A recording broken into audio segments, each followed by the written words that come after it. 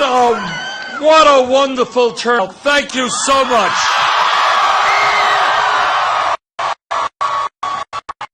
From up here, you all look beautiful. Let me begin by thanking those who went on before me, the Rhythm of the Ranch Marching Band and Color Guard.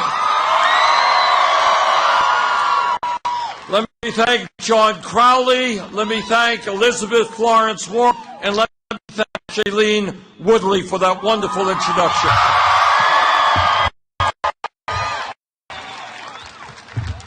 Well, Vista, are we ready for a political revolution? Are we ready to tell the top 1% that they are not going to get it all? Are we going to tell the super PACs that we want a democracy, not a political system bought by billionaires? Well, we've got a lot of work in front of us, and Shailene said it exactly right. We do not make progress unless we stand together, unless we prevent the Donald Trumps of the world from dividing us up.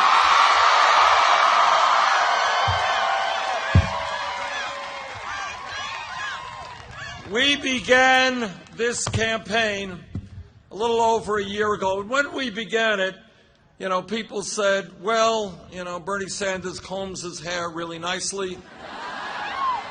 I'm a GQ kind of dresser. But they didn't think that our campaign would go very far. Well, a lot has happened in the last year.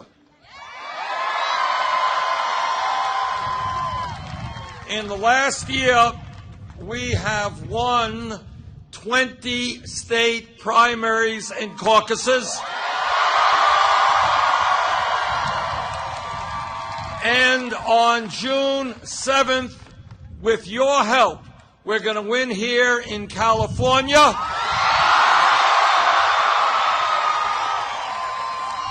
And we're going to win in the other 5 states as well. As of now, taking on virtually the entire Democratic establishment, we have won 46% of the pledged delegates. And my hope is that by the time this process is finished, if we do really, really well in the remaining states, we're going to have 50% of the pledged delegates.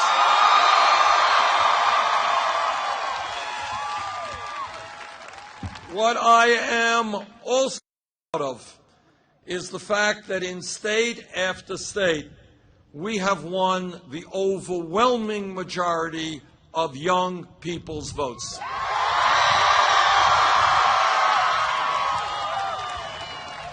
And the reason why that is so important is that our vision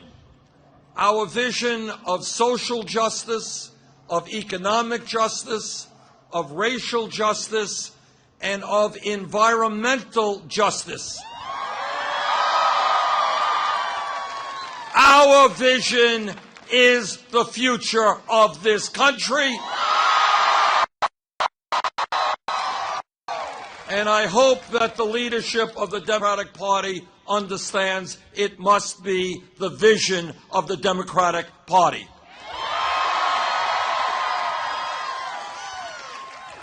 And when we talk about this campaign, I think everyone here is in agreement that Donald Trump must not become President of the United States.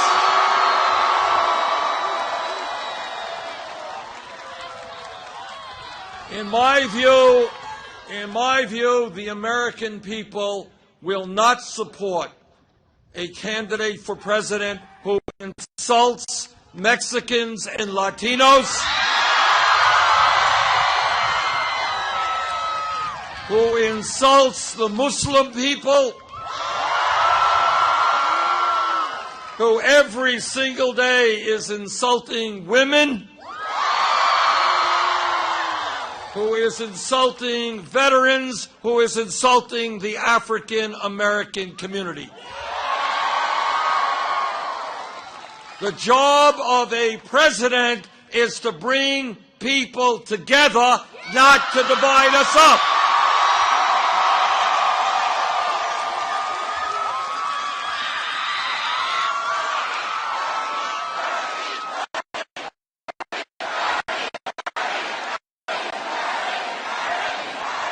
In my view, you know what is, in my view, our strength, and what is literally unique among major countries around the world, is our diversity, is the fact that right now, right here in this beautiful stadium, I would guess that there are people who come from more than 100 countries from all over the world.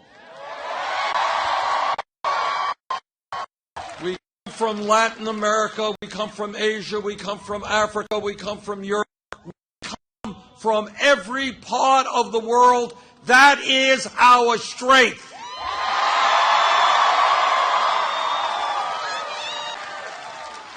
And we will not allow anybody, any Trump or anyone else, to divide us up.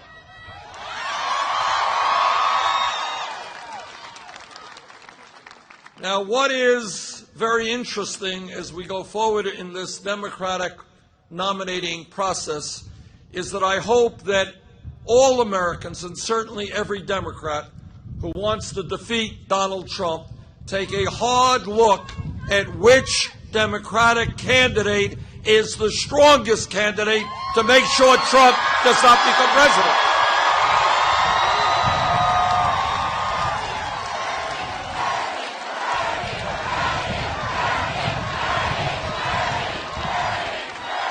And I think the objective evidence is very clear that in virtually every national poll and every state poll, we defeat Trump by larger numbers than does Secretary Clinton.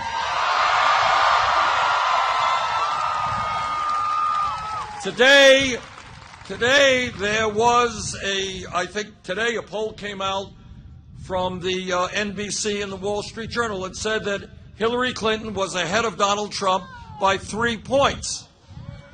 We were ahead by 15 points.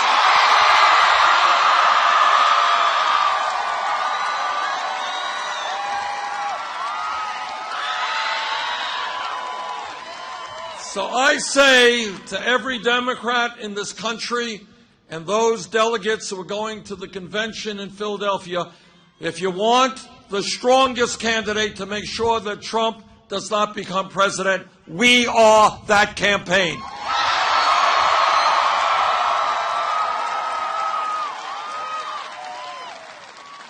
And I will also suggest to you that it's not just poll numbers. Poll numbers go up and they go down. The reason we are the strongest campaign is because of you. And millions of other people who have reached the conclusion that it's just too late for establishment politics and establishment economics. Anybody who looks at Secretary Clinton's campaign and our campaign understands that the enthusiasm and the energy and the drive is with us.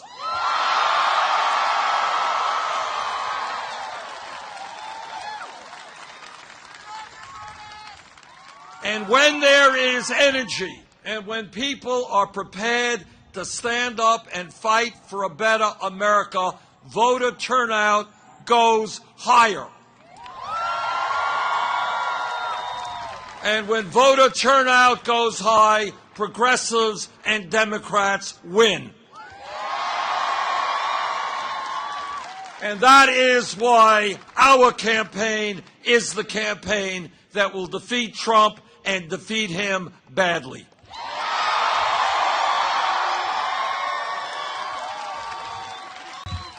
And let me just say a word to the Democratic leadership nationally, and that is it has a very fundamental choice to make. It can open its doors and open them wide and welcome into the party people who are prepared to fight for real economic and social change.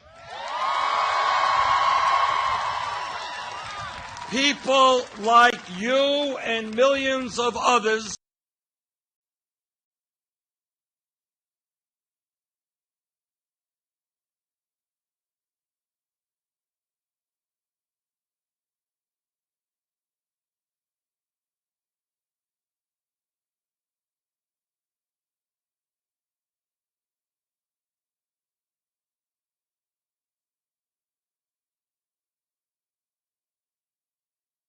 on Wall Street stand up to the greed.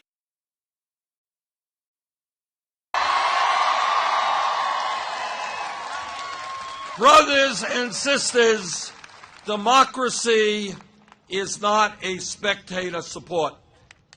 It's not a spectator sport. Football or soccer that is played here, that is a spectator sport. Democracy means that every person here has enormous power if he or she is prepared to exercise that power. Democracy is about American citizens standing up and demanding justice and demanding that all of our people receive the kind of help and support they need to live dignified and respectful lives.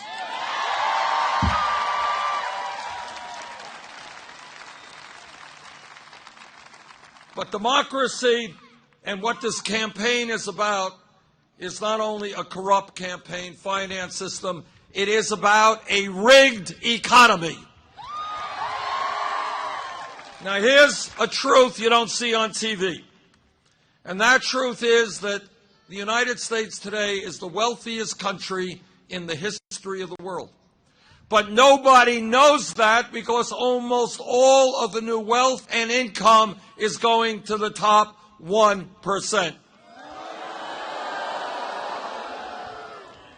A rigged economy is when we have the highest rate of childhood poverty of almost any major country on earth, at the same time as we're seeing a proliferation of millionaires and billionaires. A rigged economy is when, over the last 25 years, trillions of dollars have gone from the pockets of the middle class and working families to the top 1/10 of 1%.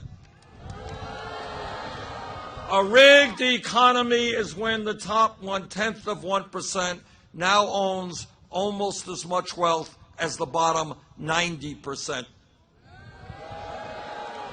A rigged economy is when the 20 wealthiest people in this country now own more wealth than the bottom 50%, 150 million people. Can you imagine that? 20 people owning more wealth than 150 million Americans. A rigged economy is when one family, the Walton family of Walmart, one family owns more wealth than the bottom 42% of the American people. And what a rigged economy is about is that the working class and the middle class of the family subsidize the Walton family because they pay their workers' wages that are so low that many of those workers have to go on food stamps and Medicaid, and we subsidize those wages. It is a bit absurd for working families to have to subsidize the wages of a company owned by the wealthiest family in America. I say to the Walton family is, get off of welfare, pay your workers a living wage.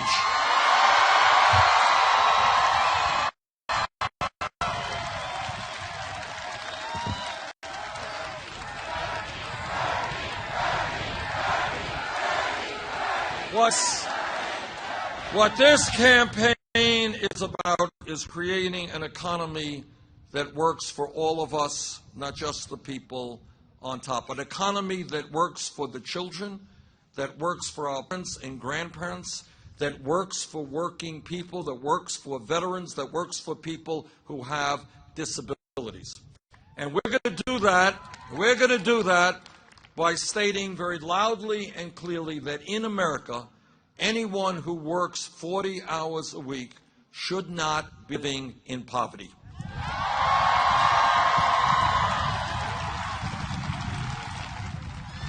And that means that a mom out there trying to raise her kids should not have to work 60 hours a week at $10 an hour.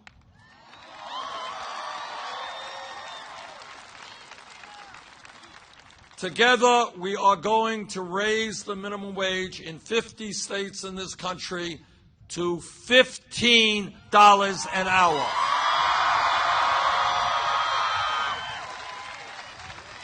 Now, once a month, there is a report that comes out from the federal government talking about unemployment. And what the report says that official unemployment is about 5%. Does anybody here believe that real unemployment is 5%? You're right, because there is another report that doesn't get quite the attention, which includes those people who have given up looking for work in high unemployment areas and those people who are working part-time when they want to work full-time. Real unemployment in this country is close to 10%, and there are communities all over this country where real unemployment is a lot higher than that. We need today a massive federal jobs program to put our people back to work.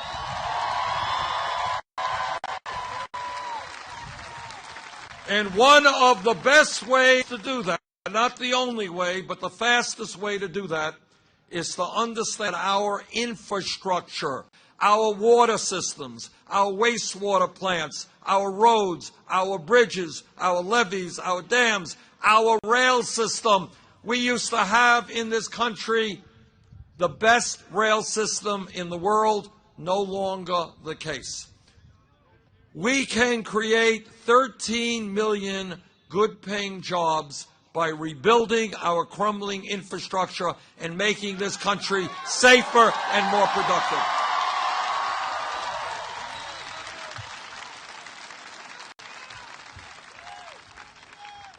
And when we talk about our economy and when we ask ourselves, why does it happen? Why has it happened that over the last 35 years, the middle class of this country has been shrinking and shrinking and shrinking?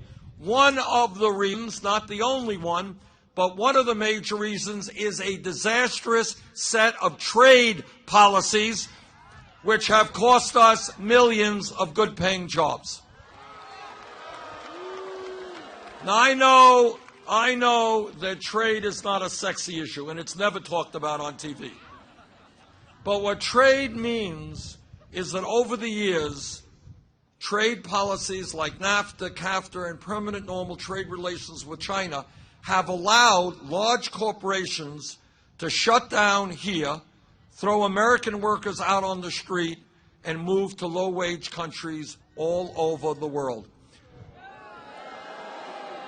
Since 2001, we've lost almost 60,000 factories and millions of good-paying jobs. And I say to corporate America, if you want us to purchase the products that you manufacture, start building those factories here in the United States of America.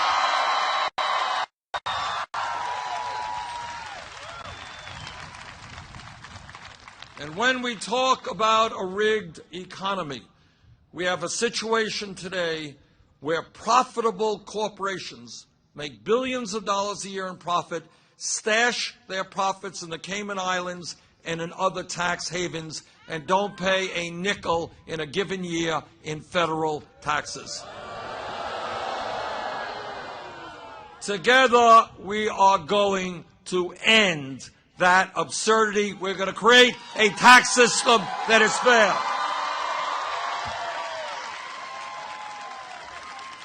Brothers and sisters, when we talk about what is going on in our country, it is not just a corrupt campaign finance system.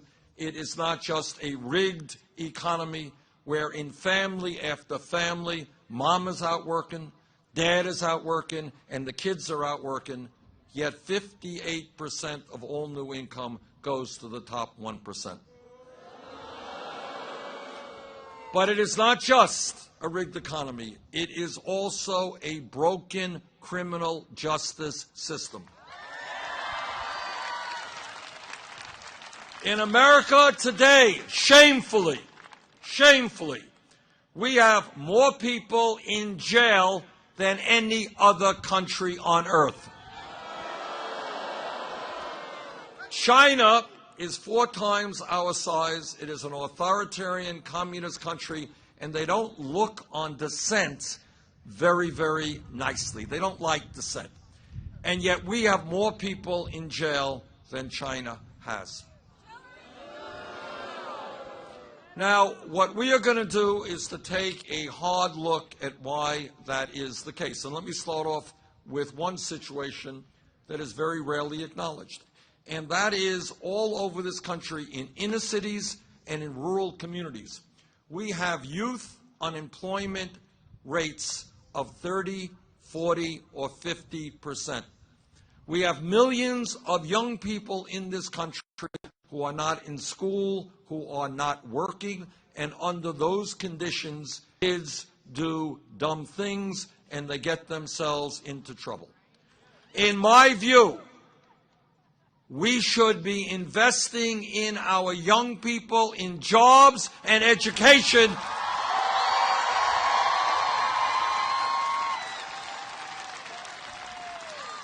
not in jails and incarceration. Our job together is to have the best educated population on earth, not more people in jail than any other country. I want our young people in decent jobs and in decent schools, not rotting in jail cells. And when we look at the criminal justice system, there needs to be major reforms in local police departments all across this country. Now, I have worked as a former mayor in Burlington, Vermont. I have worked with our local police department, and I've worked with police officials all over this country. And the average police officer is honest, hardworking, and has a very difficult job. But like any other public official, if a police officer breaks the law, that officer must be held accountable.